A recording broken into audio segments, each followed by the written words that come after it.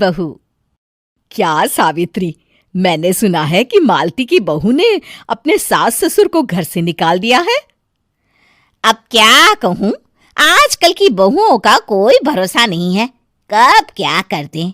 मालती की बहू को देखकर कौन कह सकता था कि वो ऐसी निकलेगी। तू सही कहती है, आजकल की बहुओं को देख मुझे तो बड़ा डर लगता है। कहीं मेरी बहू भी ऐसी निकल गई तो। नहीं, मैं तो गांव की सीधी सादी लड़की से अपने बेटे की शादी करवाऊंगी। इस तरह एक दिन गायत्री अपने बेटे की शादी गांव में रहने वाली मीना नाम की लड़की से करवा देती है।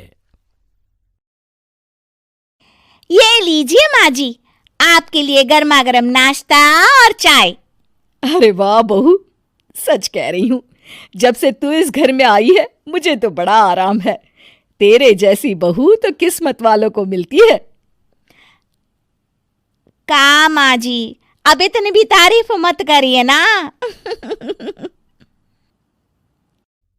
धीरे धीरे मीना गायत्री की चहेती बन जाती है और मीना भी गायत्री को कभी शिकायत का मौका नहीं देती थी। फिर एक दिन, ये ले बहू, आज मैं बाजार से तेरे लिए साड़ी लाई हूं। साड़ी देखते ही मीना का मुंह लटक जाता है। का माँ जी, ये भी कोई साड़ी है? ना, मुझे तो बिल्कुल पसंद नहीं आई। अरे लाना ही था तो कोई अच्छी महंगी वाली साड़ी ले आती मेरे लिए। आप तो ये सस्ती साड़ी उठा लाई। मुझे नहीं ना चाहिए आपकी ये साड़ी, आप ही पहनिए इसे। अरे ये क्या बहू, तू तो आजकल कुछ ज्यादा ही नखरे दिखा रही है।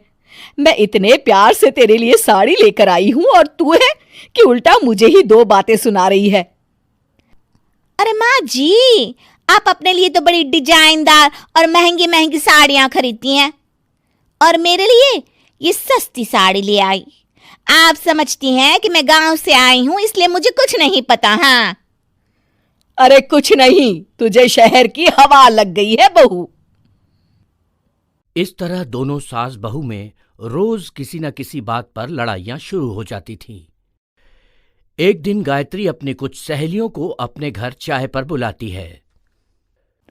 अरे बहू, मेरी सहेलियों के लिए बढ़िया चाय नाश्ता तो बना दे। अरे माँ जी, अभी ना मेरे पास बिल्कुल भी समय नहीं है। मुझे ब्यूटी पार्लर जाना है। चाय नाश्ता आप ही बना लीजिए। हाँ, तू कब से ब्यूटी पार्लर जाने लगी है? शहर आए 2 दिन नहीं हुए और देखो महारानी के नखरे शुरू हो गए।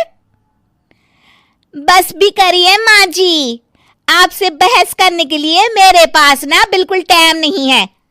आपका क्या है, आप समझती हैं कि मैं गांव से आई हूं तो मुझे कुछ नहीं आता और आप जो रोज रोज मुझसे मेहमान नवाजी करवाती रहती हैं नौकरानी की तरह। मीना के कमरे में जाते ही, अरे ये क्या गायत्री, तू तो अपनी बहू की बड़ी तारीफ कर रही थी, लेकिन ये तो तुझे कुछ समझती ही नहीं। भाई मुझे तो लग रहा था कि तेरी बहू गांव की है तो सीधी सादी होगी, लेकिन इसने तो शहरी बहुओं को भी मात कर दिया। हाँ। अपनी सहेलियों के सामने अपनी बेइज्जती होते देख गायत्री आग बबूला हो जाती है।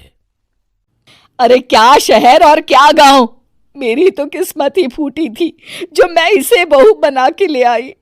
भगवान जाने आगे और क्या क्या करेगी। अब तो मुझे कुछ ठीक नहीं लगता। तू जरा संभल के रहना, कहीं मालती की तरह तेरा भी हाल बेहाल ना हो जाए। अच्छा, अब हम चलते हैं।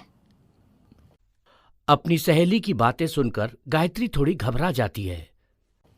अरे ये सुशीला क्या बोलकर चली गई, कहीं इसकी बात सच ना निकल जाए। दूसरी तरफ मीना सारी बातें सुन लेती है।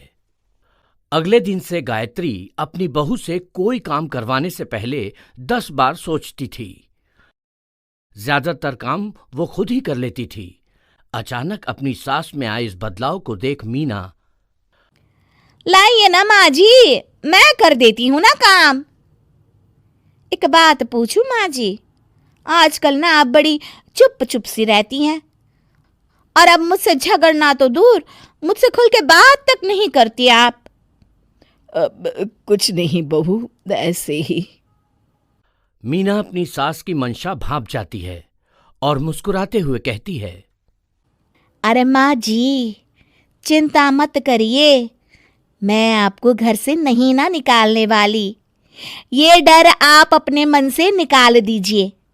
अरे छोटे मोटे झगड़े तो हर घर में होते रहते हैं, चाहे कुछ भी हो जाए, आप मेरी सासू माँ हो। मैं तो जिंदगी भर आपकी सेवा करूंगी माँ जी। अपनी बहू की बातें सुन गायत्री को एक प्रकार का संतोष होता है और उसकी सारी चिंताएं दूर हो जाती है। गायत्री अपनी बहू को गले लगा लेती है। मुझे माफ कर दे बहू, मैं तुझे गलत समझ बैठी थी। कोई बात नहीं माँ जी, ये ना घर घर की कहानी है। हाँ, उम्मीद है कि आपको हमारी ये कहानी पसंद आई होगी। कृपया हमारे चैनल को सब्सक्राइब करें और सभी अपडेट्स के लिए बेल आइकन जरूर क्लिक करें। और हाँ, वीडियो लाइक और शेयर करना मत भूलिएगा। Bye bye.